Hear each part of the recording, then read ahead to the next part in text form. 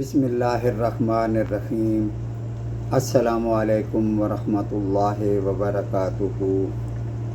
ترجمہ قرآن مجید کا سلسلہ آگے بڑھاتے ہوئے آج ہم سورہ نساء کی آیت نمبر 123 سے 130 تک کا ترجمہ پڑھیں گے۔ اس سے پہلے بھی اہل کتاب کی خوش فہمیوں کا ذکر آ چکا ہے۔ اہل کتاب کو خوش فہمی تھی کہ ہم تو اللہ تعالیٰ کے بڑے لاڈلے ہیں، بڑے چہیتے ہیں۔ اللہ تعالیٰ اگر ہمیں دوزخ میں ڈالے گا بھی تو بس تھوڑی دیر کے لیے، اور جنت تو بنی ہی ہمارے لیے ہے۔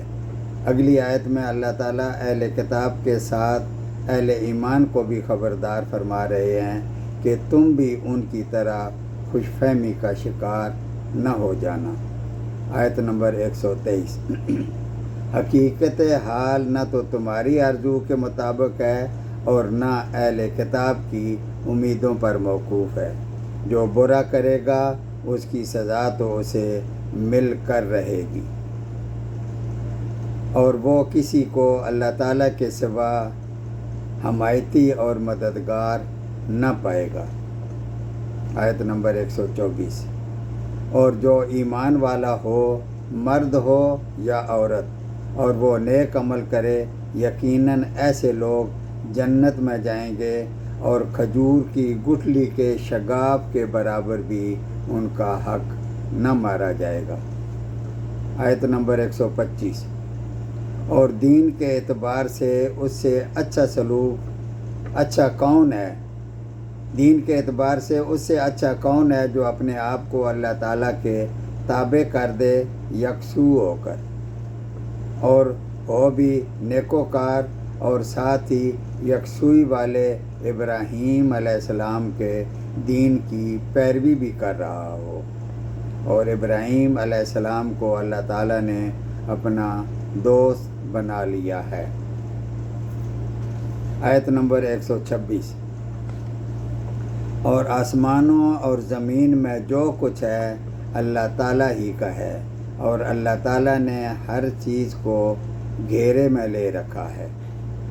اس سے قبل عورتوں کے بارے میں آیات گزر چکی ہیں، مثلاً طلاق کے بارے میں، یتیم لڑکیوں کے نکاح کے بارے میں، اور حق مہر کے بارے میں، مگر پھر بھی کچھ لوگوں پر چیزیں واضح نہیں ہو سکیں، جس کا ذکر دوبارہ آ رہا ہے۔ آیت نمبر 127۔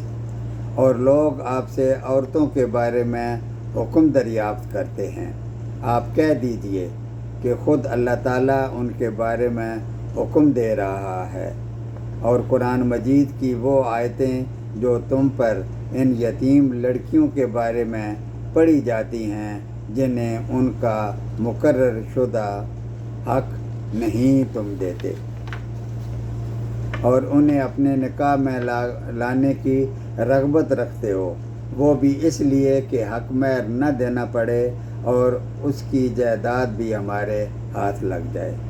اور کمزور بچوں کے بارے میں، اور اس بارے میں کہ یتیموں کی کارگزاری انصاف کے ساتھ کرو۔ تم جو نیک کام کرو، بے شک اللہ تعالیٰ اسے پوری طرح جاننے والا ہے۔ آیت نمبر 128۔ اور اگر کسی عورت کو اپنے شوہر کی بد دماغی اور بے پرواہی کا خوف ہو تو دونوں آپس میں جو صلح کر لیں، اس میں کسی پر کوئی گناہ نہیں۔ مطلب یہ کہ اگر ان کی آپس میں نہیں بن پاتی تو اگر وہ خلا کا فیصلہ کر لیتی ہے اور آپس میں رضامند ہیں تو کسی پر کوئی گناہ نہیں۔ صلح بہت اچھی چیز ہے، طمع ہر ایک شخص میں شامل کر دی گئی ہے۔ اگر تم اچھا سلوک کرو اور پرہیزگاری کرو تو جو تم کر رہے ہو اس پر اللہ تعالیٰ پوری طرح خبردار ہے۔ آیت نمبر 129۔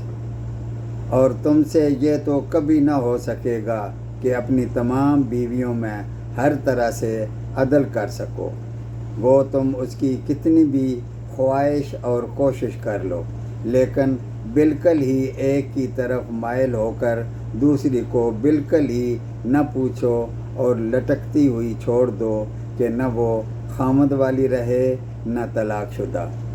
اور اگر تم اصلاح کرو اور تقوی اختیار کرو تو بے شک اللہ تعالیٰ بڑی مغفرت اور رحمت والا ہے۔ آیت نمبر 130۔ اور اگر میاں بیوی جدا ہو جائیں تو اللہ تعالیٰ اپنی وسعت سے ہر ایک کو بے نیاز کر دے گا، اور اللہ تعالیٰ بڑی وسعت والا اور حکمت والا ہے۔ صدق اللہ العظیم۔